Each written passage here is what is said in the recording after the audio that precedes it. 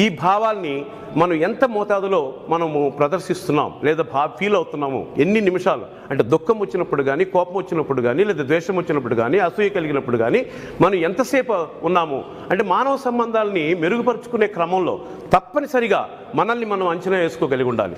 ఇతరులు మన పట్ల మనకు నచ్చని విధంగా ప్రవర్తించిన సందర్భాల్లో వాళ్ళు ఎందుకు అలా ప్రవర్తించారు, నా వైపు నుంచి ఏమైనా పొరపాటు ఉందా, లేకపోతే నేను అర్థం చేసుకోవడంలో పొరపాటు ఉందా అని గుర్తించి తదాత్మ్యత చెందగలిగితే, అంటే ఎంపతి అనే ఫీలింగ్ని మనం కనుక తెచ్చుకోగలిగితే, వాళ్ళ పరకాయ ప్రవేశం చేసి వాళ్ళ మనసులోకి మనం వెళ్ళి ఈ కారణాల వల్ల వీళ్ళు నా పట్ల ఇలాగ బిహేవ్ చేశారని మనం అర్థం చేసుకోగలిగితే తప్పకుండా మన మానవ సంబంధాలను మెరుగుపరుచుకోగలం, ఎవరితో మనకు పేచీలు రావు.